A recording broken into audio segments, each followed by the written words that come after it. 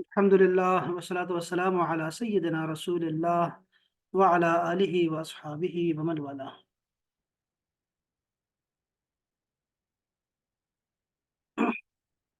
अम्मा बअद फ़अऊज़ु बिल्लाहि मिनश शैतानिर रजीम बिस्मिल्लाहिर रहमानिर रहीम। वक़ाल अल्लज़ीना ला यअलमूना लौला युकल्लिमुना अल्लाहु औ तअतीना आयह कज़ालिक क़ाल अल्लज़ीना मिन क़ब्लिहिम मिस्ल क़ौलिहिम तशाबहत क़ुलूबुहुम क़द बय्यन्नल आयाति लिक़ौमिन युक़िनून। सदक़ल्लाहु मौलाना अज़ीम। इससे अगली वाली आयत कैसी है? ठीक है, उसको अलग रखेंगे। वा और काला कहा अल्लजीना उन लोगों ने ला यअलमूना जो नहीं जानते, जो जानते नहीं है, ना समझ है। लौला काश युकल्लिमुना अल्लाह, अल्लाह हमसे कलाम करता, काश अल्लाह हमसे कलाम करता। अल्लाह हमसे क्यों कलाम नहीं करता? औ तअतीना, या फिर वो लेके आता आयतन, कोई निशानी हमारे पास। कज़ालिका, इसी तरह। क़ाल अल्लज़ीना, कहा था उन लोगों ने भी। मिन क़ब्लिहिम, जो उनसे पहले गुजर चुके हैं उम्मतें। मिस्ल क़ौलिहिम, इनकी बात की तरह कि अल्लाह खुद हमसे बात क्यों नहीं करता, या कोई वाज़ेह निशानी क्यों नहीं भेजता। तशाबहत क़ुलूबुहुम, उनके दिल एक जैसे हो गए, मुशाबहत में आ गए, दोनों के दिल एक जैसे। क़द बय्यन्ना, बेशक हमने वाज़ेह कर दिया है, अल आयाति, आयतों को, निशानियों को वाज़ेह बयान कर दिया है। ली कौमिन, ऐसी कौम के लिए, यूक़िनून, जो अल्लाह पे यकीन रखते हैं। जो लोग नहीं जानते वो कहते हैं कि अल्लाह हमसे बात क्यों नहीं करता, या हमारे पास कोई निशानी क्यों नहीं आती वाज़ेह। इसी तरह की बातें इनसे पहले लोग कहा करते थे। उनके दिल एक जैसे हैं, इनके दिल एक जैसे हैं। यकीन करने वालों के लिए हमने अपनी निशानियां वाज़ेह तौर पर बयान कर दी हैं।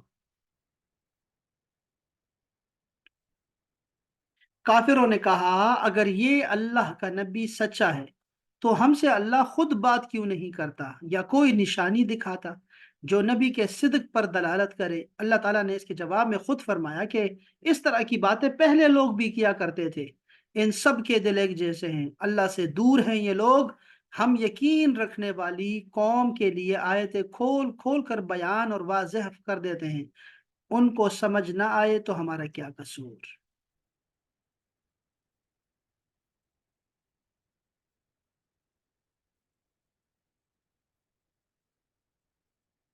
यहाँ पे एक दो मसाइल थे जो हम डिस्कस कर रहे हैं इंशाल्लाह।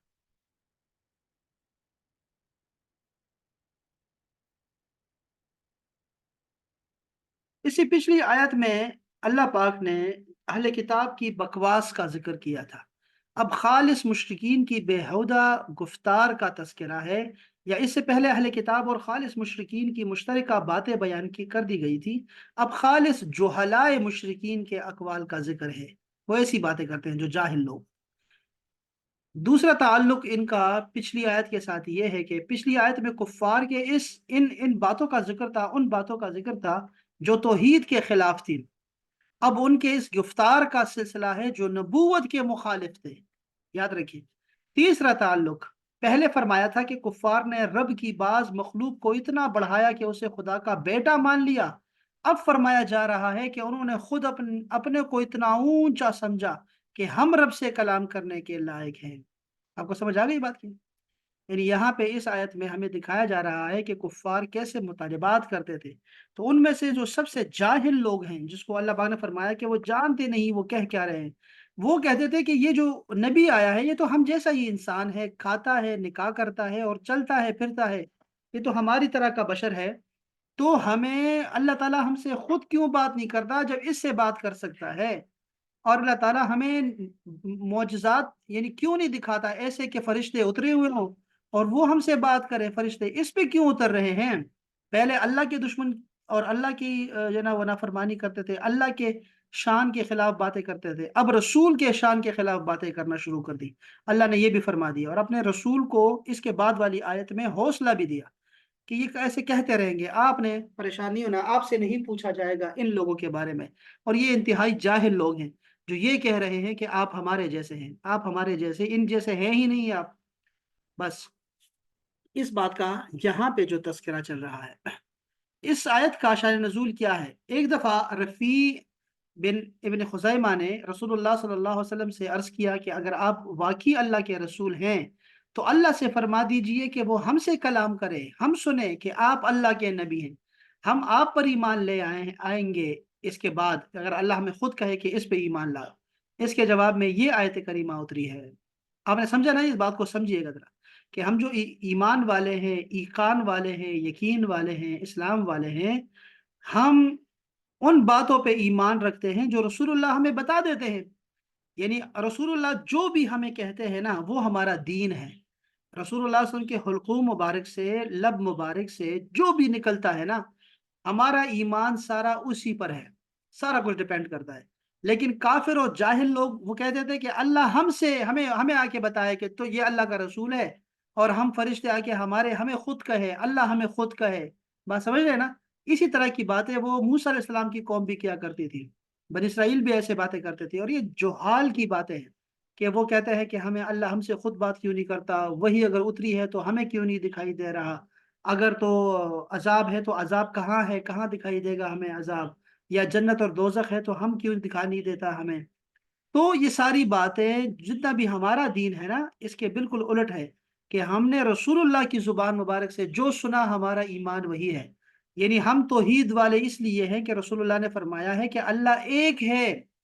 یہ ذہن میں رکھو کہ اگر رسول اللہ صلی اللہ علیہ وسلم کہہ دیتے کہ اللہ دو ہیں تو دو کو ماننا یہی توحید ہوتی۔ یہ ذہن میں رکھیے گا، یعنی ہم نے ایک اللہ کو بھی نہیں دیکھا اور ہم نے ایک اللہ کو بھی نہیں سنا، رسول اللہ نے فرمایا کہ اللہ ایک ہے اور یہ سارے بت اور سارے خدا جھوٹے ہیں، ہم نے کہا آمنا و صدقنا۔ اگر رسول اللہ فرما دیتے کہ اللہ دو ہیں، اللہ تین ہے، یا یہ فلاں اللہ کا بیٹا ہے، خدا نخواستہ اگر وہ فرما دیتے تو ہمارے پاس ایمان کا اور کوئی ذریعہ ہی نہیں ہے سوائے رسول اللہ صلی اللہ علیہ وسلم کی زبان مبارک کے۔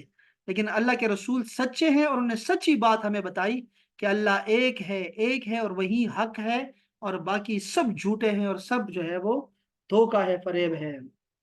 تو ہمارا جنتوں پہ ایمان ہے، ہمارا قرآن، رسول اللہ نے فرمایا یہ قرآن ہے، اللہ کا کلام ہے، ہم نے کہا ٹھیک ہے مان لیا۔ تو یہ سمجھ لیں بات کو، دیکھیں یہ دین کا یہ سب سے بہت اہم اور سب سے اہم مسئلہ ہے کہ یہ دیکھیں یہ رسول پاک صلی اللہ علیہ وسلم کی ذات گرامی ہے، ٹھیک ہے، رسول اللہ ہے یہاں پہ، اور یہاں سے ہی سب نکلتا ہے، یہ چشمہ ہے۔ آپ یہ بات کو سمجھنے والے ایماندار لوگ ہیں اور سمجھدار لوگ ہیں کہ اللہ کی توحید ہے، یا رسول اللہ کی رسالت ہے، یا وحی کا اترنا ہے، یا جنت ہے یا دوزخ ہے، ٹھیک ہے، یہاں پر آپ کا قرآن ہے، یہاں پر آپ کے جو ہے وہ آخرت کا ہے، یہاں پہ اوپر انبیاء ہیں، ٹھیک ہے، یہاں پر فرشتے ہیں، یہ سب کے سب ایک ہی مدار کے جو ہے وہ گرد گھوم رہے ہیں، اور وہ ہے رسول اللہ صلی اللہ علیہ وسلم کی ذات گرامی۔ جو بھی آپ نے فرمایا ہے وہ سب ہمارا دین ہے، یہ بات سمجھنے والی بات ہے۔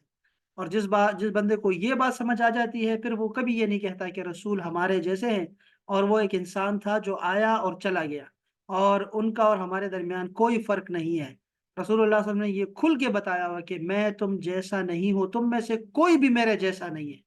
نہ اللہ پاک مجھے اپنے پاس رکھتا ہے، مجھے کھلاتا ہے، مجھے پلاتا ہے، اور میں اللہ کا محبوب ہوں، اور پھر ہم چیزیں دیکھتے ہیں کہ اللہ پاک رات کے ایک چھوٹے سے حصے میں پوری جنت، دوزخ اور اللہ کا دیدار اور سب کچھ کروا دیتا ہے۔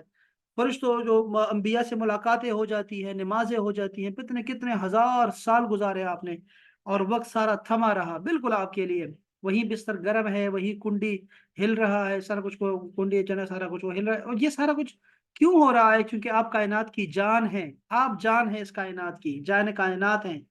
تو ایمان کا مرکز اور محور جو ہے وہ رسول اللہ صلی اللہ علیہ وسلم کی ذات گرامی ہے۔ یہ بات سمجھنے والی ہے بہت، کہ ہم نے کبھی فرشتوں کو نہیں دیکھا لیکن ان پہ فرشتے اترتے ہیں، یک دم سے ان کا درجہ یک دم سے اوپر چلا گیا۔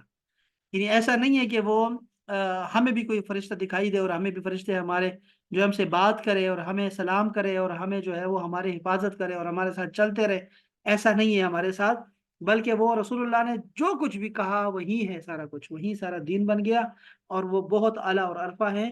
اسی لیے یہ صرف رسول اللہ کے معجزات نہیں ہے کہ ان کے انگلیوں مبارک سے جو ہے وہ پانی نکلتا ہے اور ہمارے انگلیوں سے پانی نہیں نکلتا، یا ان کا سایہ نہیں تھا ہمارا سایہ ہوتا ہے، یا پھر اس طرح کے کہ چاند دو ٹکڑے کر دیے، یا ان کی شجر اور حجر ان کی باتیں مانتے ہیں۔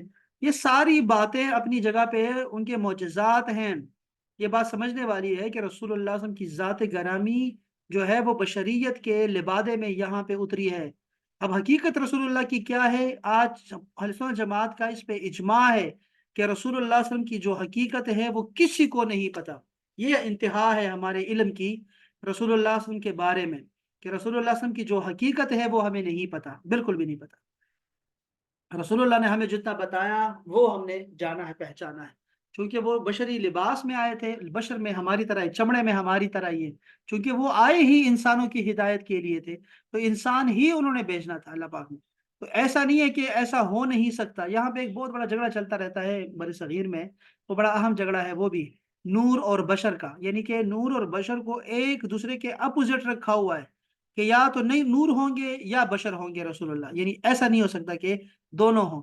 بالکل غلط قسم کا تصور ہے، انتہائی بےہودہ قسم کا جھگڑا ہے یہ، کہ ہم ایک چیز کو، یعنی ایک ہی بندے کے نام ہے، کہ یہ ایک بندہ جس کا نام محمد ہے، کوئی بندہ ہے جیسے احمد نام ہے یا اسلم نام ہے یا حسن ہے، یہ ایک وقت میں بیٹا بھی ہو سکتا ہے اور ایک وقت میں شوہر بھی ہو سکتا ہے، ایک وقت میں یہ دادا اور بابا بھی ہو سکتے ہیں، ایک ہی وقت میں وہ پاکستان کا شہری بھی ہو سکتا ہے، ایک ہی وقت میں وہ پٹھان بھی ہے، ایک ہی وقت میں وہ مسلمان بھی ہے، ایک ہی وقت میں وہ مرد بھی ہے۔ یہ ساری باتیں ایک دوسرے کے اپوزٹ نہیں ہیں، وہ سب ہو سکتا ہے، ایک ہی انسان ہو سکتا ہے۔ تو یہ نور الگ ہے، نور کا الٹ جو ہے وہ تاریکی ہے۔ تو کیا آپ رسول کو نور نہیں کہیں گے تو تاریکی کہہ رہے ہیں کہ یہ ظلم ہے، ظلمت ہے اور تاریکی ہے؟ نہیں ہے، بالکل نہیں۔ اللہ پاک نے فرمایا قرآن کہ ہم نے آپ کو نور اتارا ہے، تو وہ نور ہے رسول اللہ صلی اللہ علیہ وسلم۔ یہ ہمارا عقیدہ ہے رسول اللہ صلی اللہ علیہ وسلم کے بارے میں۔ اور جو بشر کا ہے، اللہ پاک نے فرمایا کہ ان کو فرما دیجئے، کہ ان لوگوں کو بتا دے، یہ جو بابا پوچھتے ہیں آپ سے، ان کو بتا دے کہ میں انما قل انما انا بشر مثلکم، میں تمہاری طرح ہی بشر ہوں، چمڑے میں۔ یوحا الیہ، یہ جو یوحا الیہ کا جو ٹائٹل لگ گیا نا، یک دم سے آپ کو اٹھا دیا ہمارے سے، یک دم سے، جیسے آپ کا ایسا چھو اٹھ جاتا ہے، کوئی بندہ کہے جی میں آ گیا ہوں نا، اب آپ کا سب کو مسئلے حل کر دوں گا۔ تم کون ہو بھائی؟ تم بھی تو ہماری طرح انسان ہو بھائی، کہے گا میں وزیر اعظم ہوں یہاں کا، تو آپ کے سائن چلتے ہیں، چیف جسٹس ہے آپ کا، کیوں ساری دنیا لڑ رہی ہے؟ بادشاہ آپس میں لڑ رہے ہیں کہ چیف جسٹس کو کس کو ہونا چاہیے، اندازہ کرو آپ۔ امریکہ میں ایک بندہ بن رہا ہے، صدر بن رہا ہے، پاکستان میں اس پہ جھگڑا چل رہا ہے کہ وہ کون بننا چاہیے، کیا اس کی کیا لگے، وہ بھی ہماری طرح انسان ہی ہے، تو آپ کو کہیں گے کیا انسان ہے وہ؟ اس کے ہاتھ میں اس کے جو طاقت ہے اس کی، وہ تو آپ نہیں پتا آپ کو اس کے پاس کیا طاقت آ جائے گی۔ تو انسانوں کی جو سب سے بڑی قوت ہے اللہ سے کلام کی اور اللہ کے جو ہے وہ قریب ہونے کی، وہ نبوت کا راستہ ہے۔ وہ نبوت جس کو نبی بنا دیتا ہے وہ سب سے اعلیٰ ترین انسان ہوتا ہے، اور وہ انسان ہوتا ہے۔ تو ایک وقت میں اگر آپ نور ہیں تو آپ بشر ہو سکتے ہیں۔ بشر کا الٹ کیا ہوتا ہے؟ آپ دیکھیں بشر کا الٹ کیا ہے، یعنی ایک تو نور اور ظلمت کا چکر چل رہا ہے، ایک بشر ہے ایک فرشتے ہیں۔ اللہ رسول اللہ فرشتے نہیں ہیں۔ فرشتے تو آپ کو پتہ ہے کہ وہ تو معصیت نہیں کرتے، ان میں نفس نہیں ہے، ان کی اپنی خاصیات ہیں۔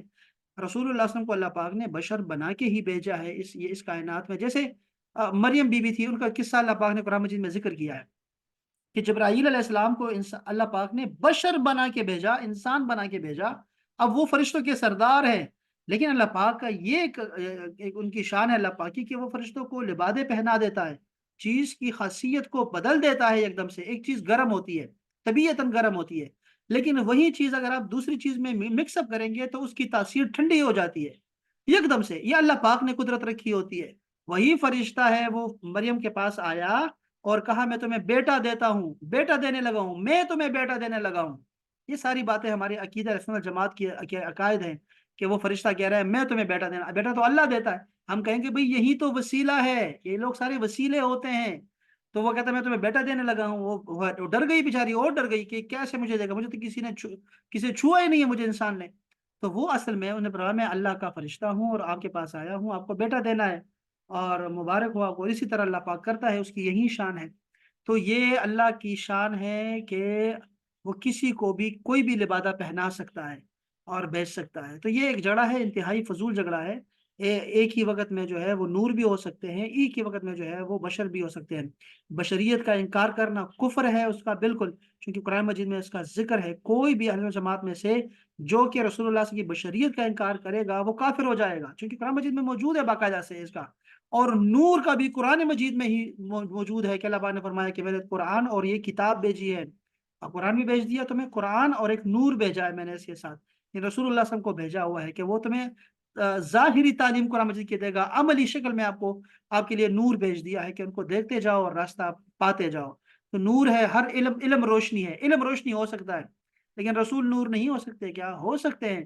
تو یہ جھگڑا انتہائی فضول ہے جو کہ عرب میں کہیں نہیں ملنے والا، آپ کو دنیا میں نہیں ملے گا، بس پاکستان میں ملے گا، انڈیا میں ملے گا آپ کو نور و بشر کا جھگڑا، اور اس پہ انہوں نے تقسیم کر دی ہے، ایک دوسرے کی تقسیم کر دی ہے۔ یہ انتہائی خراب ہے، انتہائی۔ اس میں ان شاء اللہ تعالیٰ ہم مزید بھی جو ہے وہ آپ کو میں وہ ساری آیات کی چیزوں سے ان شاء اللہ تعالیٰ وہ بھی انشاءاللہ پڑھیں گے ہم لوگ۔ یہ جو چھوٹے چھوٹے مسائل ہیں نا جس پہ ہم ایک دوسرے کو کافر کہتے ہیں، کافر نہیں کہنا چاہیے کسی کو بھی، یہ چھوٹے چھوٹے مسائل ہیں جو کہ اصل میں ان کی اصلیت کا لوگوں کو نہیں پتا کہ اس میں کچھ بھی نہیں رکھا ہوا جو تم جھگڑے لے کے پھر رہے ہو۔ دیکھو تو صحیح کہ وہ کس چیز بندہ فرض کر رہا ہے، واجب کر رہا ہے یا مستحب کہہ رہا ہے، کوئی چیز کسی کو مباح کہہ رہا ہے، ان چیزوں کو دیکھنا ہے انشاءاللہ ہم نے۔ تو پازیٹیو چیز انشاءاللہ تعالی ہم لوگ اس کو ڈسکس کریں گے انشاءاللہ اپنے عقائد کے کورس میں انشاءاللہ بہت جلدی۔ بہرحال تو یہ لوگ اس آیت کریمہ میں آپ نے دیکھا کہ وہ کہہ رہے ہیں کہ اگر اللہ ہے تو اللہ ہم سے بات کیوں نہیں کرتا، تم سے کیوں باتیں کرتا ہے، اور ہمیں کوئی آیت کیوں نہیں دکھاتا۔ اللہ پاک نے اور جگہ پہ ان کی نا یہ باتیں دوبارہ ذکر کی ہیں، اور وہاں پہ وہ کہتے ہیں کہ یہ فرشتے ہمارے اوپر کیوں نہیں آتے، ہم فرشتوں کو کیوں نہیں دیکھتے، خود خود کیوں نہیں دیکھتے۔ تو یہ ساری باتیں انہی کی باتیں ہیں ساری کی ساری جو کہ اللہ پاک نے نقل کی ہے قرآن مجید میں۔ ہاں ہاں، یا نیچے آتا ہوں میں ذرا، چلو یہ ساری باتیں یہاں پہ ساری باتیں ذکر ہے۔ میں ذرا پہلے اس سے خلاصہ تفسیر سے پہلے ذرا میں ذرا یہاں بھی دیکھنا چاہوں گا، صراط مستقیم یہاں کیا لکھا ہو۔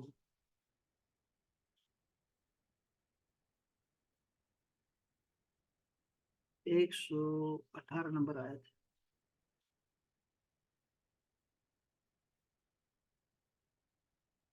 یہاں پہ انہوں نے فرمایا ہے کہ اس آیت کی ایک تفسیر یہ ہے کہ یہودیوں نے حضور پر نور صلی اللہ علیہ وسلم سے فرمایا، عرض کیا کہ اگر آپ اپنے قول کے مطابق اللہ تعالیٰ کے رسول ہیں تو اللہ تعالیٰ سے فرمائیے کہ وہ ہم سے کلام کرے تاکہ ہم خود اس کا فرمان سن لیں۔ اس پر اللہ تعالیٰ نے ارشاد فرمایا کہ ان سے پہلے یہودیوں نے بھی حضرت موسیٰ علیہ السلام سے یہ بات کہی تھی۔ دوسری تفسیر یہ ہے کہ مشرکین مکہ نے حضور اقدس سے فرمایا، عرض کیا کہ اللہ تعالیٰ جس طرح فرشتوں اور انبیاء کرام سے کلام فرماتا ہے اس طرح خود ان سے آپ کی نبوت کے متعلق کیوں کلام نہیں فرماتا تاکہ ہمیں یقین ہو جائے کہ آپ نبی ہیں اور ہم آپ پر ایمان لے آئیں گے، یا ہمارے پاس کوئی ایسی نشانی کیوں نہیں آ جاتی جس سے ہمیں آپ کی صداقت معلوم ہو جائے۔ اللہ تعالیٰ نے فرماتا ہے کہ ان مشرکوں سے پہلے کفار نے بھی اپنے رسولوں سے ایسی ہی بات کہی تھی۔ یہ ان کا کمال تکبر تھا، نہایت سرکشی تھی کہ انہوں نے اپنے آپ کو انبیاء کرام اور ملائکہ کے برابر سمجھا ہے۔ اللہ پاک نے فرمایا تشابہت قلوبہم، ان کے دل آپس میں مل گئے پرانی امتوں سے۔ یہود و نصارہ اور مشرکین کے اقوال کا گزشتہ منکرین کے اقوال کے مطابق ہونا ان کے دلوں کی سختی اور کفر کے ایک دوسرے سے مشابہ ہونے کی علامت ہے۔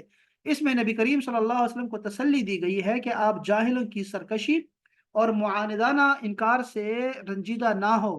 پچھلے کفار بھی اپنے انبیاء کے ساتھ ایسا ہی کرتے تھے، جیسے یہودیوں نے حضرت موسیٰ سے کہا تھا کہ ہم آپ کی بات نہیں مانیں گے جب تک اللہ کو اعلانیہ طور پہ دیکھ نہ لیں۔ یاد رہے کہ کفار سے معاشرت، لباس اور وضاقتہ میں بھی مشابہت کرنا منع ہے۔ ہاں یہ ایک بہت بڑا مسئلہ یہاں پہ ہے کہ ظاہر و باطن کی علامت ہوتا ہے اور ظاہر کا باطن پر اثر ہوتا ہے، لہٰذا کفار کے طور طریقے سے بالکل دوری اختیار کرنی چاہیے تاکہ ان کا ظاہر مسلمانوں کے باطن کو متاثر نہ کرے۔ یہ ایک بہت بڑا مسئلہ ہے الگ سے، اس کو بھی ہمیں جنرل ڈسکس کرنا چاہیے کہ یہ مشابہت سے کیا مراد ہے، کہ ہمیں رسول اللہ نے منع فرمایا ہے کہ تم جو ہے مشابہت میں کفار کے ساتھ نہ ہو، یہ کفار کی مشابہت میں مخالفت کیا کرو، مشابہت نہ کیا کرو۔ تو اب مشابہت میں کیا کیا آتا ہے، کیا ان کے دینی جو کام ہے ان کی مشابہت اس سے مراد ہے، یا پھر جو عام وضاقتہ ہوتی ہے جیسے لباس ہے ان کا کافروں کا، یا پھر ان کے سٹائل ہے، ان کا فیشن ہے، کیا وہ چیزیں بھی مراد ہیں؟ ان کے برتن مراد ہیں کیا؟ ان کے کھانے مراد ہیں؟ اور بہت ساری چیزیں ہو سکتی ہیں۔ اب جب کہ گلوبل ولیج بن گیا ہے، ساری دنیا، سارے ملک قریب آ گئے ہیں، تو اب ہم یہ بھی نہیں کہہ سکتے کہ یہ پاکستان ہے اور وہ انڈیا ہے، وہ عرب ہے اور یہ یورپ ہے۔ ایسی باتیں کرنا بھی اس دور میں جو ہے وہ جو ہے نا لوگوں کو مطمئن نہیں کر پائیں گی، ہمارے بچوں کو۔ تو ہمیں بہتر ہے کہ یہ بات سمجھ لینی چاہیے کہ کس چیز کی مشابہت سے منع کیا گیا ہے اور کس چیز سے ہمیں دور رہنا ہے۔ یہ بہت ضروری ہے اس چیز کو سمجھنا۔ لیکن یہ ایک لمبا ٹاپک ہے، اس کو ہمیں جو ہے باقاعدہ سے ڈسکس کرنا چاہیے، انشاءاللہ تعالی اس کو کریں گے۔ کیونکہ اب کے لباس بھی ایک جیسے ہو گئے ہیں، پوری دنیا کے لباس ایک جیسے ہو گئے ہیں۔ ایسا نہیں ہے کہ خاص طبقے کے ساتھ ایک لباس جو ہے وہ منسلک، یا ہمارے کھانے کے برتن ہیں وہ بالکل ایک جیسے ہو گئے ہیں۔ ہمارے اسٹائل، ہمارے فیشن پوری دنیا کا ایک طرح کا چل رہا ہوتا ہے اس وقت۔ زبانیں بھی ایک طرح کی چل رہی ہیں، ساری دنیا کی زبانیں ایک طرح کی آ گئی ہیں۔ اب کیا کیا جائے کہ علماء کرام بھی انہی کی زبانیں بولتے ہیں جو کہ کفار اور مشرکین کی زبانیں ہیں، باقاعدہ سے سب کو پتا ہے کہ یہ زبان ان کی زبان ہے، لیکن ہم ان کی زبانیں بول لیتے ہیں۔ اب کیا کیا کریں؟ تو اس کا مطلب ہے کہ مشابہت جو ہے نا بہت الگ سی بات ہے، اور ہمیں اس کو اسپیسیفائی کرنا ہوگا کہ کون سی مشابہت سے منع کیا گیا ہے۔ جیسے ہم سالگرہ مناتے ہیں، سالگرہ اب وہ بھی مناتے ہیں، اور برتھ ڈے کا جو ایک تھا وہ ذہن میں ہوتا ہے، جب لفظ آتا ہے برتھ ڈے کا تو ہمارا ذہن فوراً چلا جاتا ہے، عیسائیوں کی طرف چلا جاتا ہے۔ حالانکہ برتھ ڈے منانا جو ہے اسلام میں بھی موجود ہے، اور وہ ہم لوگ، ہمارا دھیان اس طرف نہیں جاتا، سیلیبریشن کی طرف نہیں جاتا۔ تو کیا ہم اگر برتھ ڈے کے نام پہ وہ کیک کاٹتے ہیں؟ جیسے ہم بھی کیک، ہمارے ہاں تو کیک نہیں تھا، ہمارے ہاں تو برتھ ڈے پہ روزہ رکھ کے اللہ تعالیٰ کا شکر ادا کرنا تھا ہمارے ہاں۔ یا آپ صدقہ خیرات کر دیتے ہیں، جیسے بچوں کی خوشی ہو اور آپ کی، تو وہ کر دیتے ہیں۔ تو ہمیں کیا کیفیت میں ہم جو ہے اختلاف کریں گے؟ تو یہ مشابہت کا جو ٹاپک ہے یہ واقعی بہت گہرا ٹاپک ہے، اور اس کو ہم الگ سے پڑھیں گے تاکہ ایسا نہ ہو کہ ہم لوگ کافروں کی مشابہت کریں۔ اور یہ بھی ذہن میں رکھیے گا کہ ہم کافروں کی مشابہت سے بچ نہیں سکتے۔ یہ جب آخری دور آئے گا تو ہم لوگ ان کے قدم کے اوپر قدم رکھیں گے، بالکل قدم کے اوپر قدم رکھیں گے، اور ہم آگے جائیں گے۔ رسول اللہ صلی اللہ علیہ وسلم نے فرمایا کہ گند میں بھی جائیں گے نا، یہود و نصارہ گند میں جائیں گے تو مسلمان بھی ان کے گند کے پیچھے ہی چلے، اس میں گند کے اندر ہی چلے جائیں گے۔ یہ بھی بالش کا بھی فرق نہیں رہے گا، بس وہ جیسے کرتے تھے ہم لوگ بھی ایسے ہی کرتے جائیں گے۔ تو یہ بھی ہم ذرا مشابہت کو ذرا پڑھیں گے تو پھر یہ چیزیں ہماری کلیئر ہوں گی انشاءاللہ تعالی۔ اچھا، یہ میں نے دو ٹاپک یہاں پہ چھوڑے تھے، تین چار ٹاپک ہیں یہاں پہ، ذرا اس کو بھی ہم لوگ ڈسکس کریں گے، لیکن یہ رہ گئے، بلکہ ہمیں یہاں سے شروع کرنا تھا آج۔ تو میں ذرا دیکھتا ہوں کہ یہ جو دوسرا ٹاپک ہے، ذرا اس کو ڈسکس کیا ہے کہ نہیں کیا۔ ہاں،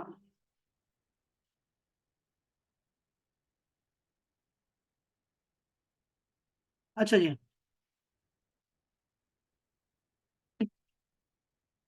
اس آیت کا خلاصہ یہ ہے کہ مشرکوں نے کہا اللہ ہم سے کلام کر کے ہمیں محمد کی نبوت کے متعلق کیوں نہیں بتاتا، تاکہ ہمیں یقین ہو جائے کہ وہ نبی ہے اور ہم ان پر ایمان لے آئیں گے۔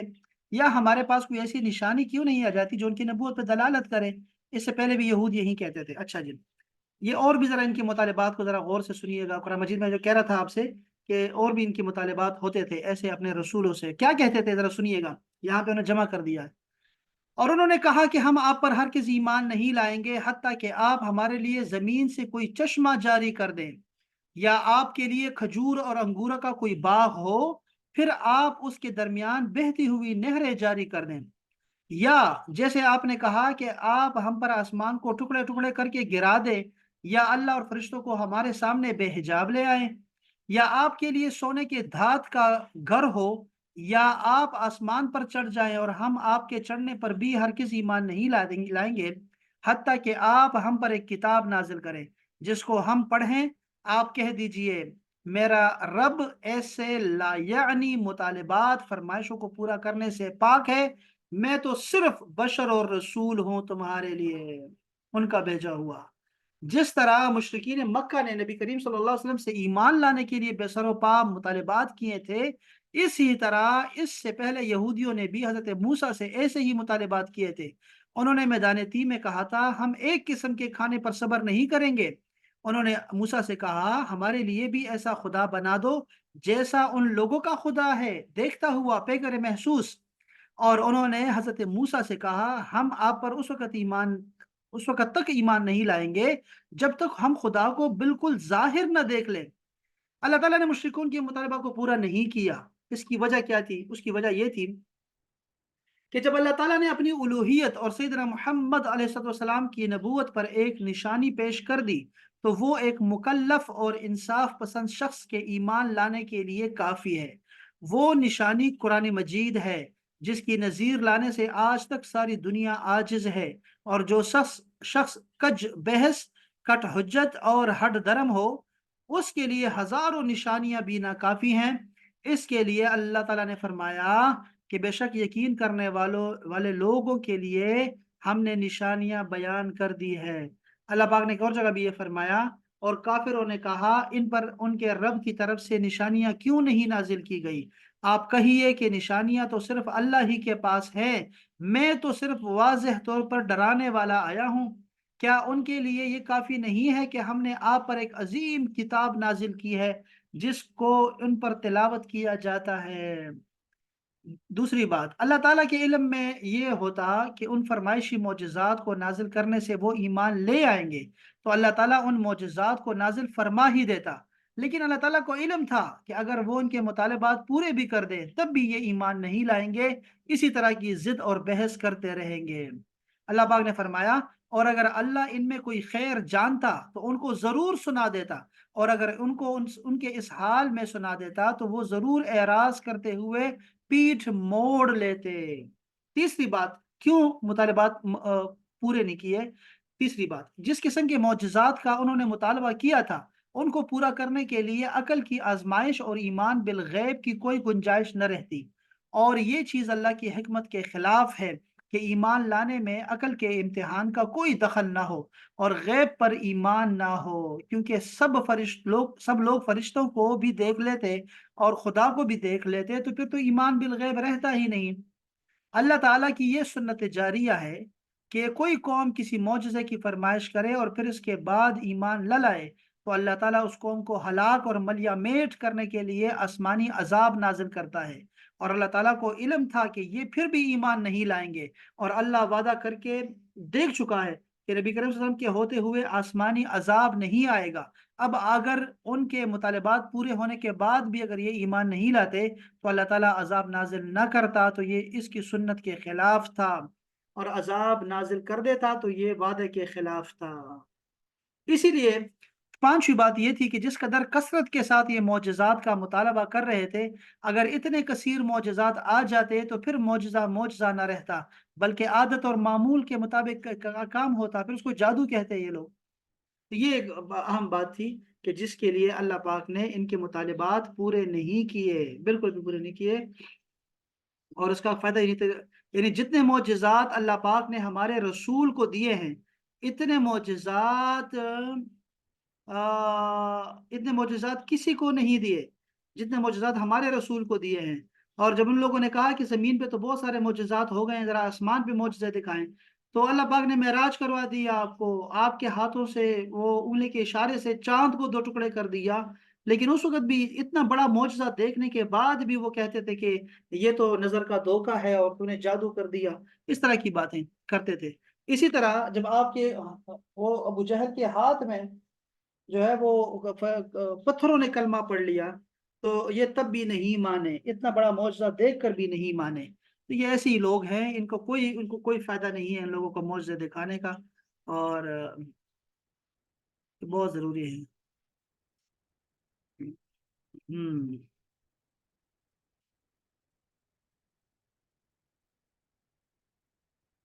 یہ داڑھی کا ذکر یہاں کیسے آ گیا مجھے اس کی سمجھ نہیں آئی، لیکن اس کو پڑھنا چاہیے ہمیں، اس کو رکھتے ہیں انشاءاللہ اس کو۔ یہ علامہ صاحب آج کل وہ جو میرا خیال ہے فیشن والی داڑیاں بنا رہے ہیں اس کے بارے میں ہو گئی۔ ہاں بالکل صحیح ہے، لیکن یہ اس آیت کے اندر کیسے آ گئے؟ سنت کی بات اصل میں چل رہی تھی، یہ سنت کا سنت کی باتیں چل رہی تھی، اوپر والی آیت میں سنت کی باتیں ہیں شاید، تو وہ اس وجہ سے جو ہے انہوں نے سنت کے اندر یہ داڑھی کا رکھا ہے، کیونکہ ہمارے ہاں داڑھی کو معیار بنایا جاتا ہے نا سنت، یہ جی باشرہ آدمی ہے، جس کی داڑھی ہوتی ہے اس کو باشرہ کہتے ہیں، اور جو داڑھی نہیں ہوتی اس کو بے شرح کہتے ہیں، اور سنت والے وہی ہیں جو داڑھی رکھے ہوتے ہیں۔ یہ ایک بہت بڑا یہاں بھی ایک بس بڑی مس انڈرسٹینڈنگ ہے بہت زیادہ، اور یہ چیزیں اس لیے یہاں پہ انہوں نے ذکر کر دی ہیں، داڑھی کی بڑی اچھی باتیں کر دی ہیں۔ سنت کا شرعی معنی کیا ہے انہوں نے تفصیل سے بیان کیا ہے، لوگوں کو نہیں پتا، یہ بہت اہم بات ہے، یہ اس کو میں یہ 3 مسائل میں نے چھوڑ دیے تھے، میں نے کہا ایک دن میں یہ سارے مسائل پڑھیں گے، تو اس کو میں آج بھی جو ہے نا اس کو چھوڑ دیتا ہوں، اس کو پھر دوبارہ میں انشاءاللہ یہاں آؤں گا۔ یہ بدعت کی بات اس سے اوپر تھی کہ وہ اللہ پاک کا نام بدیع آیا نا، بدیع، تو وہ اسے تھا کہ بدعت کرنے والا، تو اللہ تعالیٰ خود بدعت کرنے والا ہے، تو وہ اس پہ ہم نے پھر یہ ساری بحث اوپر لکھی ہوئی ہے، اس کو چھوڑ دیتا ہوں چونکہ اس پہ ہماری کافی باتیں ہو چکی ہیں، اور اس کی تقسیم پہ کیا کیا علماء کرام نے تقسیم کی ہے، اس کو چھوڑ کے نا ہم سنت کی تعریف پڑھیں گے کہ سنت کسے کہتے ہیں شریعت میں، اور پھر داڑھی کی بات کریں گے، پھر اس کے بعد رسول اللہ صلی اللہ علیہ وسلم کے والدین کی ایمان کی بات ہو رہی ہے، اور یہ ذرا یہ مسئلہ آگے آنے والا ہے، اور ہم اس کو بھی پڑھیں گے، پہلے پارے میں ہی اس کو پڑھ لیتے ہیں کہ کوئی ہمیں کوئی فائدہ ہے اس کا کہ نہیں اس بحث میں پڑھنے سے، کہ ان کے والدین مومن تھے یا نہیں تھے، اور یہ کیسے ہو سکتا ہے کہ ایک پیغمبر جو اللہ تعالیٰ کا نبی ہوتا ہے وہ مشرکین جو ہے ماں باپ کے بیٹے ہو سکتے ہیں کہ نہیں ہو سکتے، یہ ہم ذرا یہ پڑھیں گے انشاءاللہ تعالیٰ، اس کو بھی ڈسکس کریں گے عقیدے میں انشاءاللہ تعالیٰ، اس کو میں چھوڑ رہا ہوں۔ اچھا یہاں پر جو ہے اوپر والی آیت تھی لیکن اس کو میں چھوڑ رہا ہوں چونکہ اب ہم وہ آج سے نکل چکے ہیں، ورنہ میں آپ کو بہت ساری تفاسیر صحابہ کرام کی بتاتا۔ آج کے جو آیت پڑھی ہم نے اس کے بارے میں صحابہ کرام کیا کہتے تھے ذرا وہ پڑھ لیتے ہیں، کہ یہ امام ابن اسحاق ابن جریر ابن ابی حاتم نے حضرت عبداللہ ابن عباس سے روایت کیا، وہ فرماتے ہیں کہ رافع، ان کا نام رافع تھا، ٹھیک ہے، نے رسول اللہ صلی اللہ علیہ وسلم سے کہا یا محمد اگر تو اللہ کی طرف سے رسول ہے جیسا کہ تو کہتا ہے تو اللہ تعالیٰ سے کہو کہ وہ ہم سے خود کلام کرے تاکہ خود ہم اس کے کلام کو سنیں۔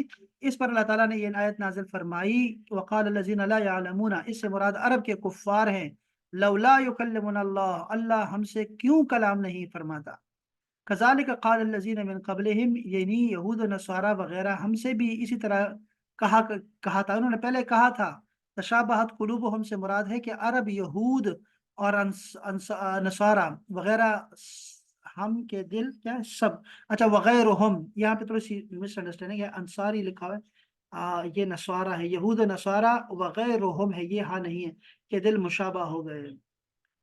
مجاہد رضی اللہ تعالیٰ فرماتے ہیں کہ اس سے مراد نصارہ ہیں، جو جاہل نصارہ ہیں وہ ایسی باتیں کرتے تھے، اور جو پہلے گزر چکے تھے جن کے دل ان کے ساتھ مل گئے وہ یہود ہیں، یعنی اس آیت میں جن کا ذکر ہے وہ عیسائی لوگ ہیں، عیسائیوں کے دل مل گئے ان یہودیوں کے ساتھ جو موسیٰ سے یہ کہتے تھے کہ ہمیں اللہ دکھاؤ، اللہ سے ہم نے خود دیکھنا ہے، اللہ سے بات کرنی ہے اور خود سامنے دیکھنا ہے، تو ان کے دل آپس میں ملے ہوئے ہیں، ایک طرح کے لوگ ہیں۔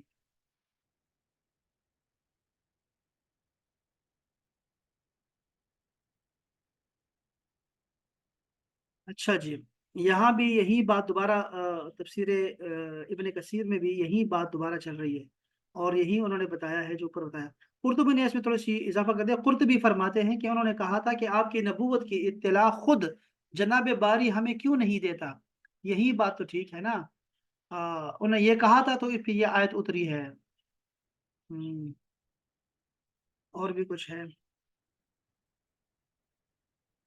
یہ ساری آیتیں صاف بتاتی ہیں، علامہ ابن کثیر فرماتے ہیں کہ مشرکین نے عرب جو تھے حضور صلی اللہ علیہ وسلم سے صرف تکبر اور اناد کی بنا پر ایسی چیزیں طلب کرتے تھے، اسی طرح یہ مطالبہ بھی انہی مشرکین کا تھا، ان سے پہلے اہل کتاب نے بھی ایسے ہی بے معنی سوالات کیے تھے، ارشاد ہوتا ہے کہ یسألک اہل الکتاب، اہل کتاب تم سے چاہتے ہیں کہ تم ان پر کوئی آسمانی کتاب اتارو، حضرت موسیٰ سے انہوں نے اس سے بڑا بھی سوال، اس سے بڑا سوال کیا تھا، اس نے ان سے کہا تھا کہ ہمیں اللہ کو ہماری آنکھوں سے دیکھا، اور جگہ اور جگہ فرمان یہ بھی ہے کہ جب تم نے کہا اے موسیٰ ہم تجھ پر ہرگز ایمان نہیں لائیں گے جب تک اپنے رب کو سامنے نہ دیکھ لیں، پھر فرمایا ان کے اور ان کے دل یکساں اور مشابہ ہو گئے، یعنی ان مشرکین کے دل سابقہ کفار جیسے ہو گئے۔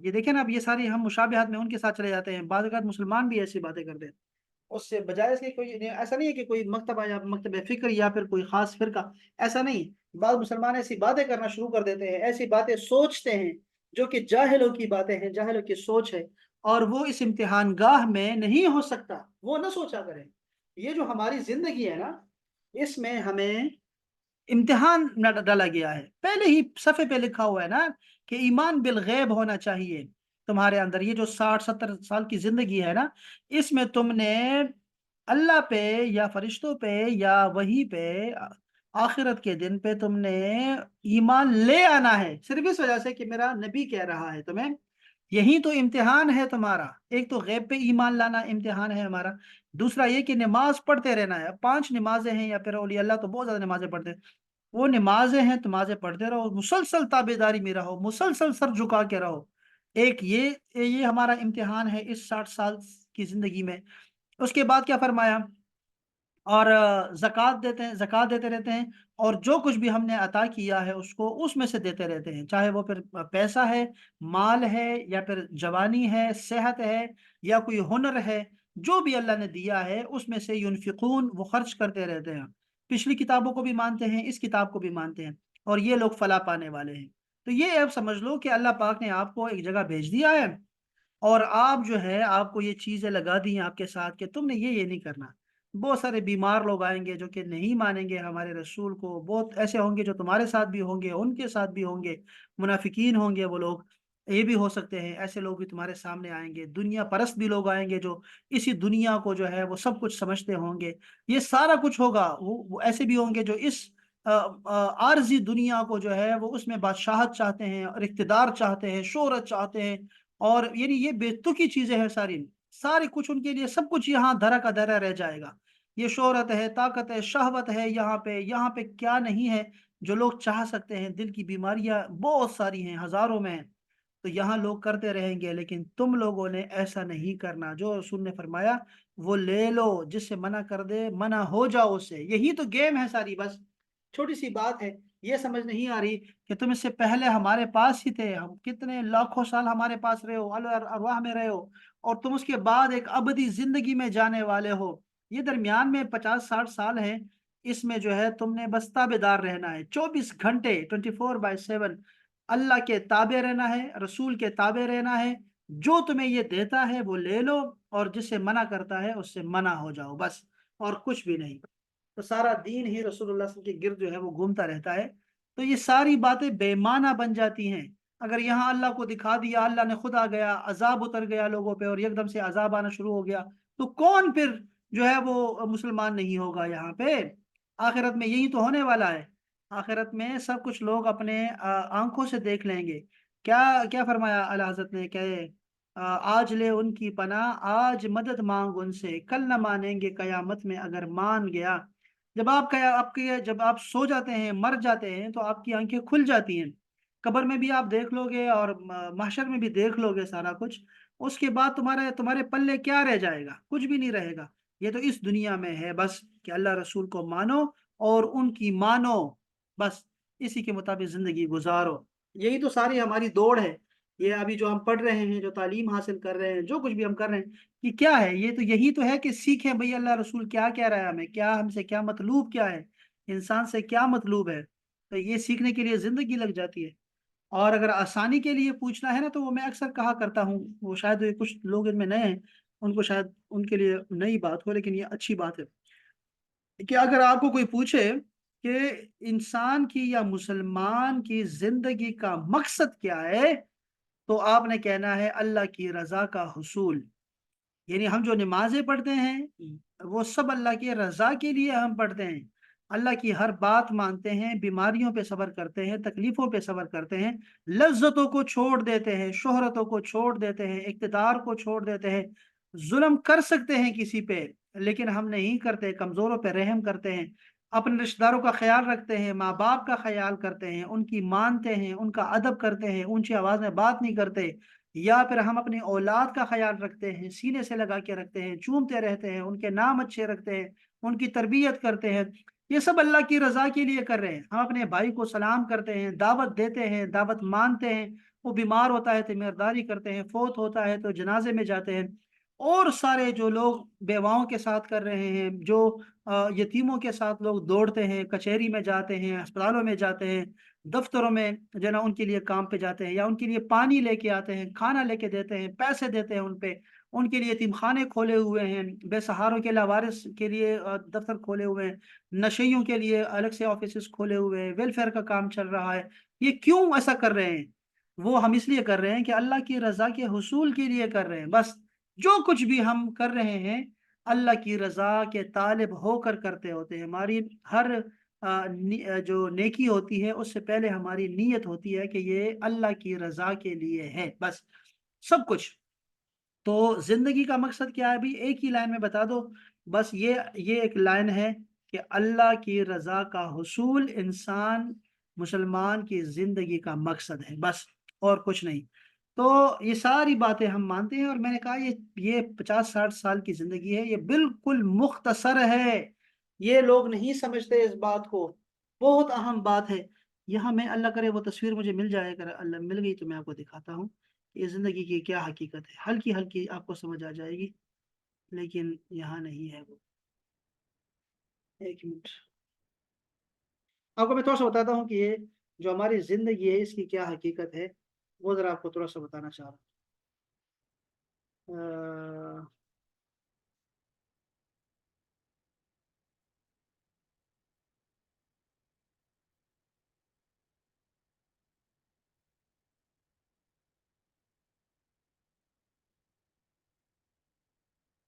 बड़े अफसोस की बात है यार, कैसे मैंने डिलीट कर सकता हूँ मैं ये, इतनी जबरदस्त चीज।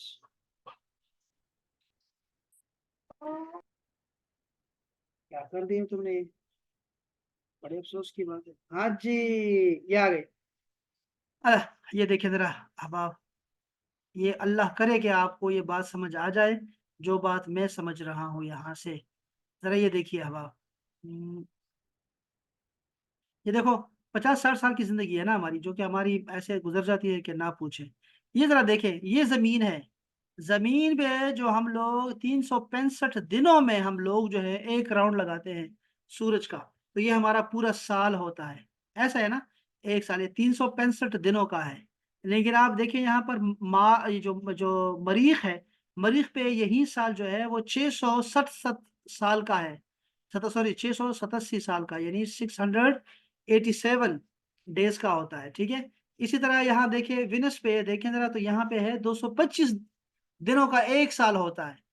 और मरकरी पे देखें तो 88 दिन में एक पूरा साल गुजर जाता है, 88 दिन में। तो आप जरा अंदाजा कर सकते हैं कि ये कैसे करता है। जुपिटर में 12 साल में, 12 साल जो हमारे 12 साल हैं, इसमें वो एक जना राउंड काटता है वो।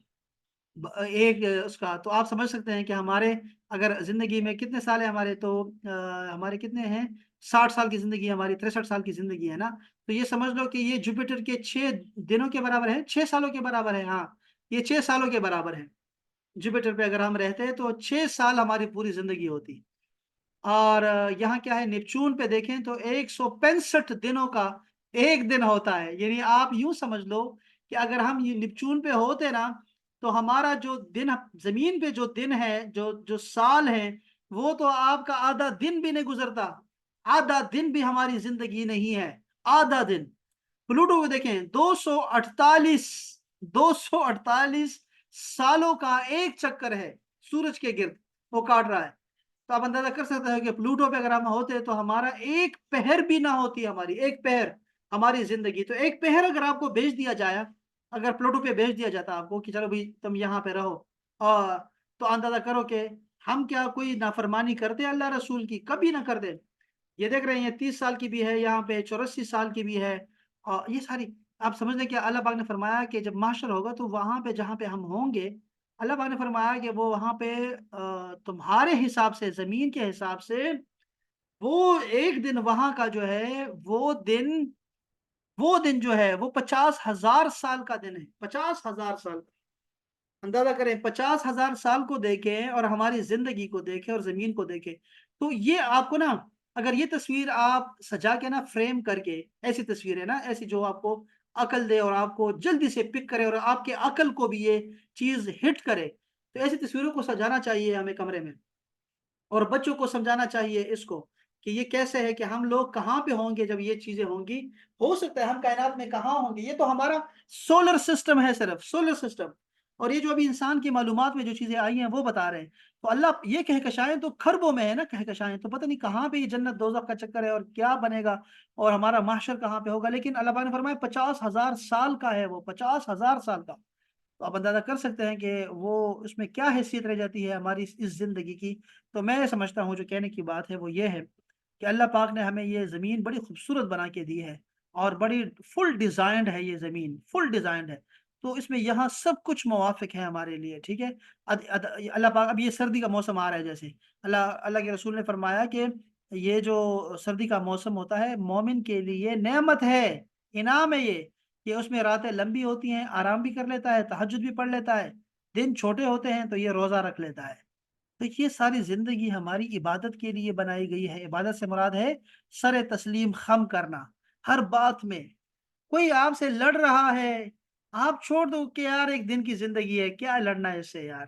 اور اگر آپ دیکھو کہ آپ جو ہے نا، آپ سے کوئی زمین ہتھیا رہا ہے آپ سے، اور ظالم بن رہا ہے، اور نہیں نہ اللہ کا قانون مانتا ہے، نہ ہی پاکستان کا قانون مان رہا ہے، بلکہ اس کے اندر کا شیطان ہے جو اس کو ورغلا رہا ہے کہ تو فرعون بن ظلم کر لوگوں پہ۔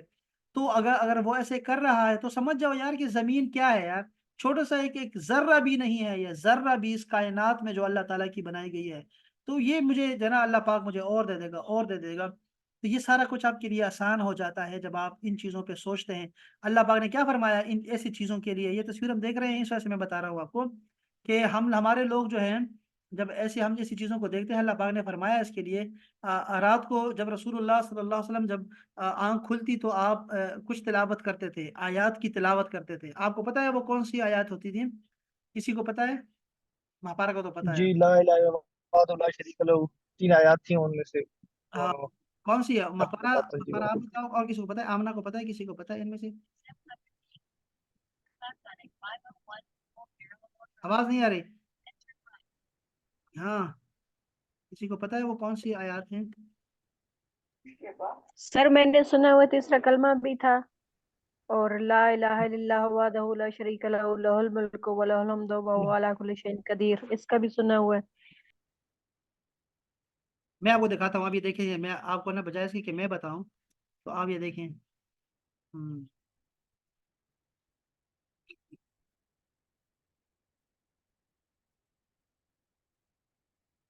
ہاں، یہ ڈیلی پاکستان میں نہیں چل رہا ہے۔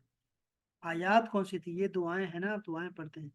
اور رسول اللہ صلی اللہ علیہ وسلم، یہ حدیث پاک بھی آ گئی، رات کو آنکھ کھل جائے تو کیا پڑھتے؟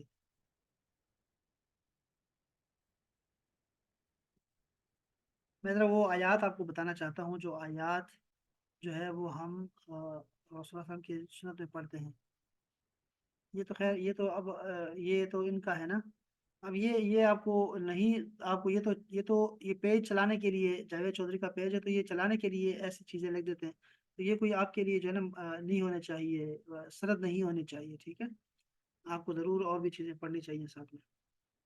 ہاں، یہ فرما رہے ہیں کہ کیا ہے جی؟ دعا ہے لا الہ الا اللہ وحدہ لا شریک لہ لہ الملک و لہ الحمد وهو علی کل شیء قدیر، الحمد للہ و سبحان اللہ ولا الہ الا اللہ واللہ اکبر ولا حول ولا قوة الا باللہ اللہم اغفر لی۔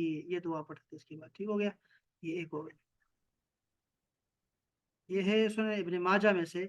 آپ جب رات کو آپ کی آنکھ کھلتی تو آپ کیا فرماتے؟ جو رات میں بیدار ہو اور آنکھ کھلتے ہی یہ دعا پڑھے، لا الہ الا اللہ وحدہ لا شریک لہ لہ الملک و لہ الحمد وهو علی کل شیء قدیر، قدیر ہاں قدیر، سبحان اللہ والحمد للہ ولا الہ الا اللہ واللہ اکبر ولا حول ولا قوة الا باللہ العلی العظیم۔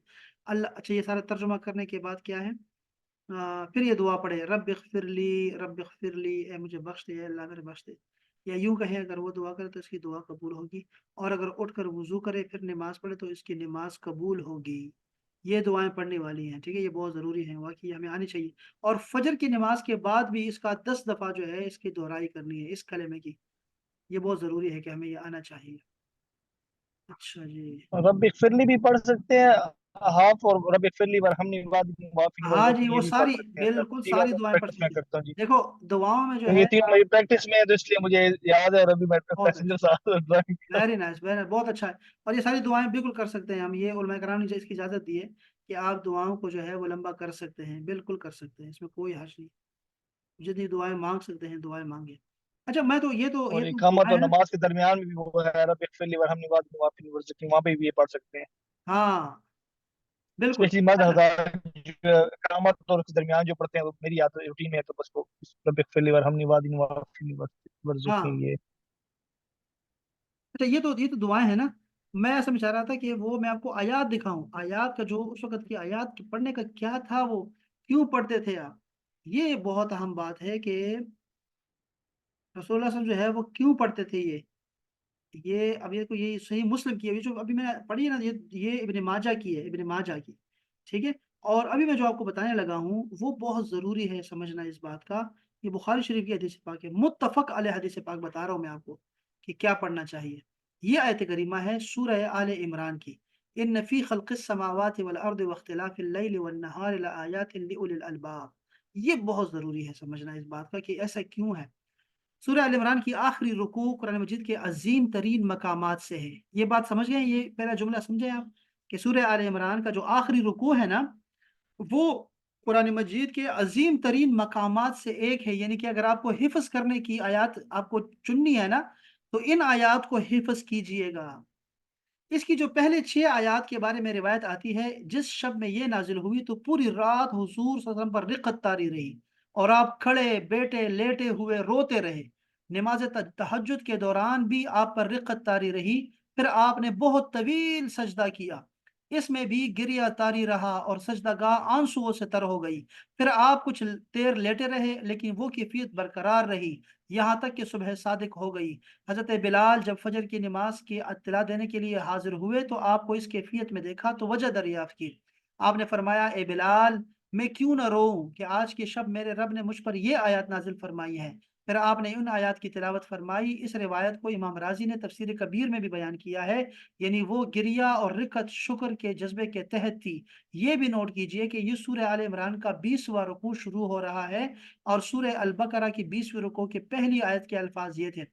اچھا، پہلی سورہ بقرہ کی دیکھ لیں کہ ان فی خلق السماوات والارض واختلاف اللیل، اس میں ذرا ترجمہ سنیے گا کہ بے شک آسمانوں کے بنانے میں اور زمین کے بناوے میں اور اختلاف لیل و نہار، یہ جو رات کا آنا اور جانا ہے، اس کے اختلاف میں، چھوٹے اور بڑے ہونے میں، اور فلک اور جو کشتی چلتی ہے اس میں کیا ہے، وہ جو چلتی ہے سمندروں کے اوپر چلتی ہے جس سے لوگوں کو فائدہ پہنچتا ہے، اور جو کچھ بھی اللہ تعالیٰ نے اتارتا ہے آسمان سے، پانی میں سے، جس سے زمین زندہ ہو جاتی ہے، اپنے مرنے کے بعد بنجر زمین زرخیز ہو جاتی ہے۔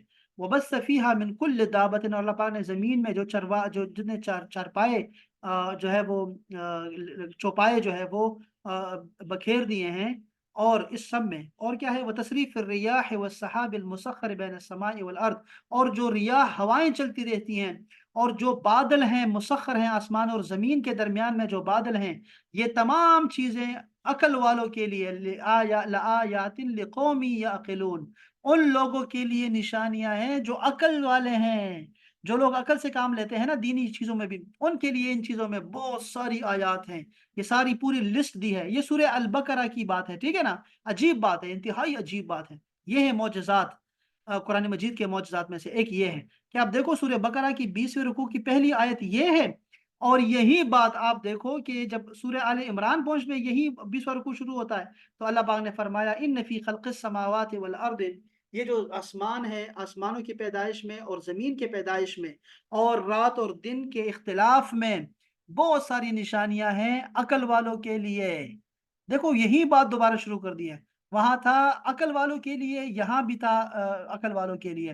تھوڑا سا فرق ہے، تھوڑا سا اس میں لازمی بات ہے، اس کے لیے پھر آپ کو وہ کتاب دیکھنی ہوگی مترادفات القرآن گیلانی صاحب کی، جس میں فرق آئے کہ الباب کون ہوتے ہیں اور صاحب اہل عقل عقول و اہل عقول کیا ہوتے ہیں، تھوڑا سا فرق ہوگا۔ اچھا، تو اب دیکھو ہدایت کا پہلا قدم کیا ہے کہ کائنات کو دیکھو، کائنات کو دیکھو۔ یار ہمیں اس پہ بھی ایک جو ہے نا، ایک کبھی انشاءاللہ مجھے یاد کرائیے گا کہ ہم ایک سائنسی، اسلام اور سائنس کے موضوع پہ، یا قرآن اور سائنس کو ہم ذرا جو ہے نا پڑھیں، بلکہ اس کو الگ سے میرے خیال میں ایک پورا کورس ہونا چاہیے کہ قرآن مجید کی جو آیات سائنس نے اب تک جو جس میں پروف ہو چکی ہیں سائنس میں، وہ ہم لوگ اس کو پڑھیں، اور جو نہیں ہوئی ان کو راستہ دکھائیں، قرآن مجید میں کیا کیا اس کے لیے ہے وہ بھی ہم ڈسکس کریں۔ تو اس کے لیے میرے خیال میں الگ سے ایک سیریز پوری ہونی چاہیے، 1-2 سیشن میں یہ کام مکمل نہیں ہوگا، لیکن یہ بات تو بہرحال سمجھ لیں، ان میں سے ان ساری باتوں میں سے ایک بات یہ ضرور ذہن میں رکھیے گا کہ کائنات کو جتنا آپ دیکھیں گے نا، آپ کی عقل جو ہے وہ آپ کے اسلام کے تابع ہوا جایا کرے گی، اللہ کے حکم سے، اللہ کے حکم سے ہوگا، ورنہ تو آپ ہی پھر سائنس کو پھر خدا ماننا شروع کر دیتے ہیں۔ ایسے بے وقوف بھی ہیں جو کہ وہ دیکھتے نہیں کہ یہ کون کہہ رہا ہے۔ تو کائنات کو دیکھو، پہلے ہی ہدایت کا یہی زینہ ہے۔ मज़ाहिर फितरत का मुशाहदा करो। क्यों?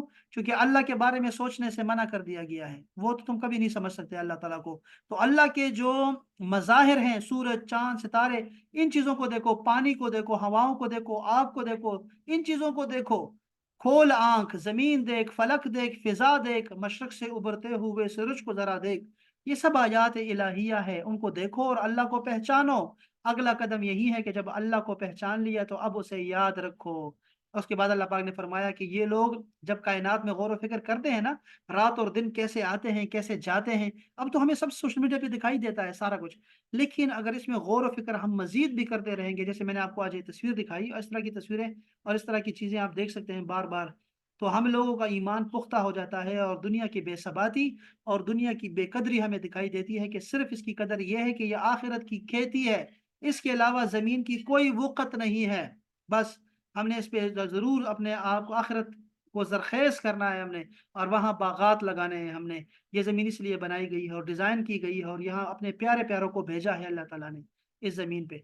तो जब आप सब कुछ ये चीज़ें जान लेते हैं ना, फिर अल्लाह पाक ने दूसरी आयत में फ़रमाया कि अक्लमंद वो लोग होते हैं जो उठते, बैठते, लेटते अल्लाह का ज़िक्र करते रहते हैं और ये फ़िक्र करते रहते हैं ज़मीन व आसमान में और कहते जाते हैं रब्बना मा खलक़्ता हाज़ा बातिला सुब्हानक फ़क़िना अज़ाबन्नार, कि ये जो कुछ भी तुमने बनाया है, ये कोई तुमने बातिल नहीं बनाया, बेमाना अबस नहीं बनाया, बिल्कुल अबस नहीं बनाया, बल्कि ये सारा कुछ जो है मतलब रखता है सारा कुछ।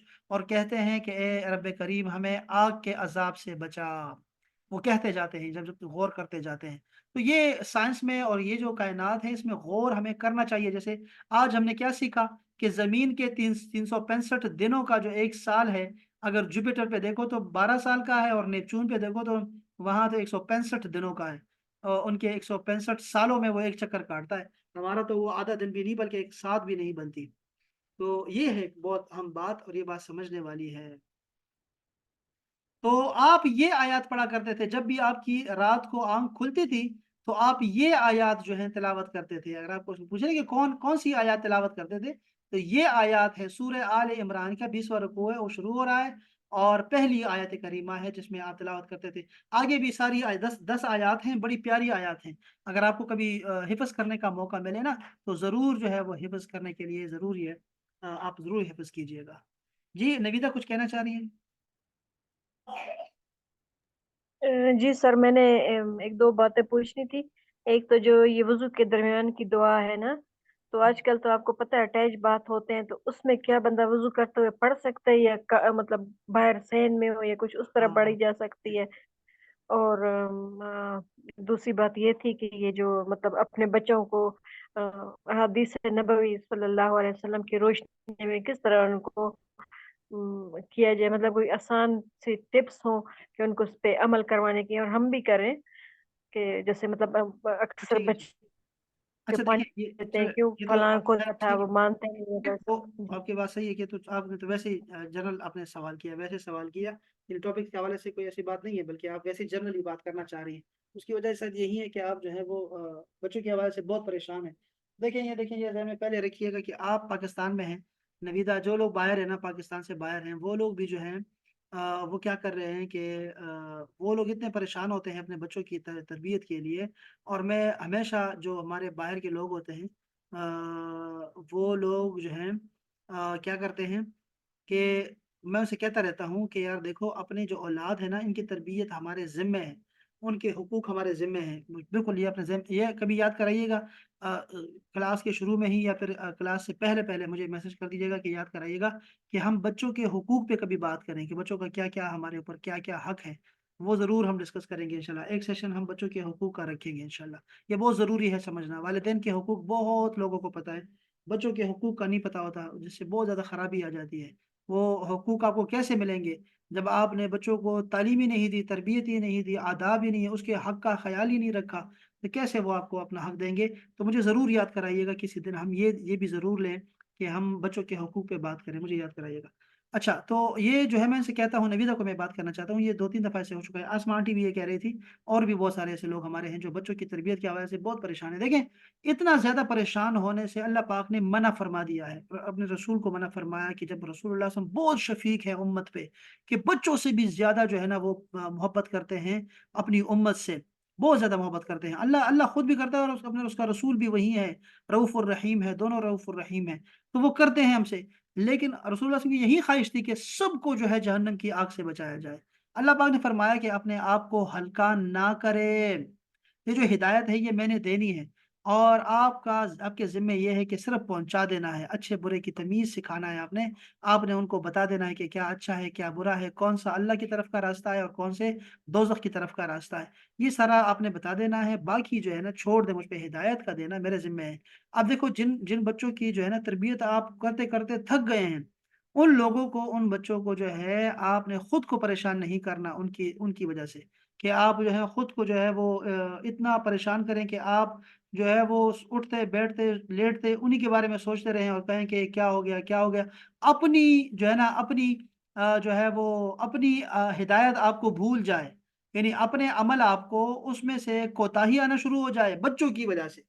अब क्या हुआ, कल का बता रहा हूँ मैं कल आपको। सर मेरे कल साथ ऐसा ही है, और मुझे इसीलिए कल ब्लड प्रेशर की भी तकलीफ हो गई। ये गलत है ना, रसूलुल्लाह को अल्लाह पाक ने मना फरमाया। कितनी आयत हैं, इतनी सारी आयत हैं, कभी याद दिलाइएगा, मैं आपको दिखाऊँ, टाइम तो खत्म हो रहा है। कल एक जगह पे ना एक प्रोग्राम था हमारा, तो वहाँ मैं भी गया था और मेरे मामू भी हैं, वो भी गए हुए थे। तो जब हम गए वहाँ पे, तो मैंने मेरा उस पे जो टॉपिक था वो था, वैसे प्रोग्राम था शेख अब्दुल कादिर जिलानी रहमतुल्लाह अलैह के हवाले से प्रोग्राम था, ठीक है? और उसमें मैंने फिर मौज़ू जो चुना ना, मैंने बच्चों के हुकूक के बारे में चुना, चूँकि शेख अब्दुल कादिर जिलानी जो है अपनी करामात के हवाले से पूरे मुसलमानों में मशहूर है। यानी कोई ऐसा मकतब फ़िक्र नहीं है जो कि शेख अब्दुल कादिर जिलानी को अल्लाह का वली ना समझता हो। ऐसा कोई भी नहीं मिलेगा आपको, सारे ही उनको वलीउल्लाह समझते हैं। और उनके बचपन के हालात हैं कि उनके हाथ में जो है वो 60 या 80 जो डाकू थे वो तौबा कर लेते हैं उनके हाथ पे।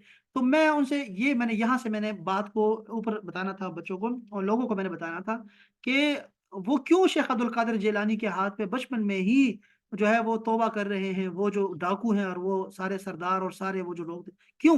चूँकि उनकी माँ बड़ी अज़ीम थी और उनके वालिद बड़े अज़ीम थे। जब वालिदैन हलाल हराम को जानते होंगे, अल्लाह का हक अदा करते होंगे, हुकूक इबाद जो है वो पूरे करते होंगे, तब उनके बच्चे जो होते हैं वो शेख अब्दुल कादिर जिलानी जैसे बनते थे उस ज़माने में जब थे। हर वक़्त औलिया, हर जगह पे आपको औलिया अल्लाह नज़र आते थे, हर सेगमेंट में। आज आपको दिखाई नहीं देते, चूँकि हम लोग खुद जो हैं, यानी हम कहते हैं हम तो नहीं कर रहे, हमारे बच्चे जो हैं वो ज़रा दीन पे अमल करें। हम खुद हराम कमाएँगे, बच्चों को देंगे, लेकिन हमारे बच्चे जो हैं वो वलीउल्लाह बन जाएँ, वो शेख अब्दुल कादिर जिलानी क्यों नहीं बनते? कैसे बनेंगे जब तुम उनको हराम। वो तो शेख अब्दुल जिलानी की जो वालिद थे, एक सेब का एक लुक़मा लिया था, एक चख लिया था उन्होंने सेब का, और वो फिर जब उनको पता लगा कि यार ये तो मैंने गलत कर दिया है, वो वुज़ू कर रहे थे और फिर वो नदी के साथ-साथ चलते गए कि ये पता नहीं ये सेब किस बाग से आया था। फिर वहाँ जाके उन्होंने खिदमत की उस बाग वाले की, और तब जाके वो उनका गुनाह माफ़ हुआ कि मैंने जी बगैर पूछे मैंने ये सेब खा लिया। अंदाज़ा करें आप इनके उनके मयार का। और वो जो बाग वाला था, उन्होंने कहा अभी मेरी बेटी है लेकिन वो चल नहीं सकती, और वो जो है वो गूंगी है, वो बहरी है और वो माज़ूर है, और उससे तुम्हें शादी करनी होगी। तो जब वो देखा तो वो सही सलामत थी। तो उन्होंने क्या फरमाया? उन्होंने कहा इन्हें कभी हराम चली नहीं है, हराम कभी सुना नहीं है, हराम कभी खाया नहीं है, हराम कभी देखा नहीं है। तो ये मैंने इसलिए तुम्हें कह दिया था कि ये बिल्कुल पाक-साफ़ खातून है। जब ऐसे माँ-बाप मिलेंगे तो फिर शेख अब्दुल कादिर जिलानी जैसे लोग बनते हैं ना। ये हम लोग खुद को भूल जाते हैं और अपने बच्चों की लग जाते हैं। इसलिए हमें पहले ये सिखाया जाता है। गौर क्यों नहीं करते हम जहाज़ पे कि जब ऑक्सीजन का गिरा जाता है तो हमें सख्ती से हुक्म है कि पहले आपने अपना ऑक्सीजन लगाना है, फिर अपने बच्चों की, अपने शौहर की, अपनी बीवी का तुमने ख़्याल करना है। पहले अपने खुद तुम्हें ऑक्सीजन लगाना है, क्योंकि ये बहुत ज़रूरी है, वरना सारे के सारे मर जाएँगे। जैसे एक कमज़ोर आदमी होता है, कि गरीब आदमी होता है, तो वो हर वक़्त कहता रहता है, मैं जब अमीर बनूँगा ना, तो मैं सबको अमीर बनाऊँगा, मैं अपने मामू को भी साथ लेके जाऊँगा, अपने चाचों के कज़न को भी लेके जाऊँगा, और मैं अपने भाइयों को भी उठाऊँगा, इंशाल्लाह सबको मैं अमीर बनाऊँगा। मैं एक दफ़ा अमीर बन जाऊँ, मैं जनाब मैं। तो वो खुद भी नहीं खड़ा हो सकता। जब वो ऐसे करता होता है ना, खुद भी नहीं खड़ा हो सकता और दूसरों को भी जना खड़ा नहीं कर सकता। खुद खुद को मज़बूत करो, खुद को बनाओ, फिर दूसरों को बना सकते हो तुम लोग। ये बहुत सारी बातें हमें जो है ना, वो फिर दीन की समझ आना शुरू हो जाती हैं।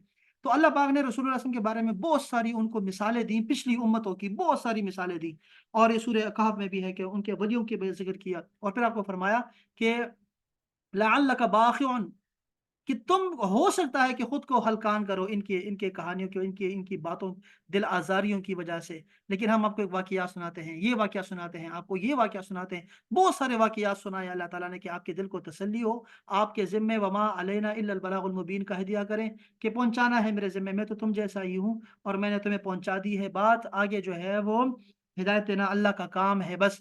تو یہ جو ہمارے بچے ہوتے ہیں نا، اگرچہ یہ ہمارے تربیت، ان کا حق ہے ہماری اوپر، ان کو تعلیم دینا، ان کو ادب سکھانا، رسول اللہ نے سختی سے ہمیں یہ حکم دیا ہے کہ ان کے حقوق کا خیال رکھو، لیکن اس کا مطلب یہ نہیں ہے کہ تمہارے بچے بالغ ہو چکے ہیں، اچھا برا ان کو پتہ لگ گیا ہے، اسکول بھی جاتے تھے، پڑھتے رہے ہیں، اور ابھی بھی آپ لگے ہوئے ہیں ان کو پیچھے، ان کو پکڑ پکڑ کے رکھ رہے ہیں، یہ نہ کرو وہ نہ کرو، لگے نصیحت کرتے رہے ہیں، لیکن خود کو ہلکان نہ کریں۔ ہمارے ذمے کیا ہے وہ ہمیں سمجھنا چاہیے کہ ہمارے ذمے کیا رکھا ہوا ہے۔ تو خیر بہرحال ان شاء اللہ تعالیٰ اس پہ بھی ہم بات کریں گے۔ جہاں تک آپ نے ہدایت کی بات کی کہ کیسے کیسے بچوں کو ہم ہدایت دے سکتے، کیا کر سکتے ہیں، یہ جو صحبتیں ہوتی ہے نا، سب سے اہم بات جو میں کل کا بتا رہا تھا، کل میں نے اس پہ بات کی، بچوں کے حقوق پہ بات کی، کہ پھر میں بہت سارے واقعات سنائے، آپ کو سناؤں گا ان شاء اللہ تعالیٰ وہ سارے واقعات۔ امام ابو اللیث السمرقندی کی کتاب ہے تنبیہ الغافلین کے نام سے، اس کتاب سے پڑھاؤں گا ان شاء اللہ میں آپ کو۔ تو اس میں سے بہت سارے واقعات نے ذکر کر کے پھر انہوں نے بتایا ہے کہ والدین، رسول اللہ نے فرمایا صلی اللہ علیہ وسلم کہ اللہ پاک رحم فرمایا ان والدین پہ جو بچوں کے نیکی کرنے میں ان کی مدد کرتے ہیں۔ تو ان میں بہت سارے واقعات ہیں، ہم پڑھیں گے انشاءاللہ تعالیٰ، ان چیزوں کو پڑھیں گے۔ تو میں نے وہ ساری باتیں کی، پھر حقوق بتایا، پھر میں نے کہا کہ یہ تربیت کرنا، ان کے اچھے نام رکھنا، ان کے لیے اچھی ماں تلاش کرنا، یہ بچے کا حق ہے تمہارے اوپر، اور یہ وہ ضروری ہے، اس کے بعد ہی پھر وہ آپ کا حق ادا کرتے ہیں۔ یہ بہت ساری باتیں میں نے کی۔ تو پھر اس کے بعد میرے ماموں جو ہے ان کا خطاب تھا، تو پھر انہوں نے جو ہے اس کو آگے لے کے گئے، انہوں نے کہا کہ یہی بات انہوں نے کہی کہ میں نے ان کو کیا بتایا وہ آپ کو بتاتا ہوں۔ انہوں نے پھر یہ کہا کہ جب تک والدین خود نہیں کریں گے نا، عمل نہیں کریں گے، تب تک وہ بچوں کو نہیں سکھا سکتے، کبھی بھی نہیں سکھا سکتے، اس لیے والدین کو پہلے خود کام کرنا ہوگا۔ دوسری بات جو میں نے ان کو حل بتایا ایک چیز کا، وہ بہت اہم بات تھی، وہ اہم بات تھی، اور آپ کو بھی یہ بتا رہا ہوں، جو آپ کا یہ سوال ہے نا کہ میں کیا کروں بچوں کے لیے، وہ بچوں کو صرف یہ نہیں ہے کہ آپ قرآن سکھائیں ان کو، اور ان کو جو ہے آپ جو ہے مدرسے میں بھیج دیا، اور آپ جو ہے ان کو حدیث کا علم دے دیں، بلکہ یہ چیزوں سے اس وقت کے جو فتنے ہیں نا وہ ختم نہیں ہوں گے۔ اسی لیے صحبت صالح کی بہت ضرورت ہے، کہ بچوں کو کی جو صحبت ہے نا وہ نیک لوگوں کے ہاتھوں میں ہو، یہ بہت ضروری ہے صحبت صالح۔ یہ الگ سے ایک بڑا بڑا ٹاپک ہے، لیکن آپ چونکہ ماشاءاللہ سے سنیہ ہے، ماشاءاللہ سے ان چیزوں کو سمجھتی ہے کہ صحبت صالح سے کیا مراد ہوتا ہے، یعنی وہ ہوتا ہے تصوف کی راہ، جس کو امام غزالی نے آخری بات مانی کہ میں نے اتنا علم حاصل کیا، اتنے مناظرے کیے، اتنا سارا علم بکھیرا میں نے، اور اتنا سارا حاصل کیا، سب کچھ کرنے کے بعد وہ کہتے ہیں یار تصوف ہی اصل حقیقت تھی، اور تصوف ہی جو ہے وہ اہم چیز تھی جو ہم نے چھوڑ دی۔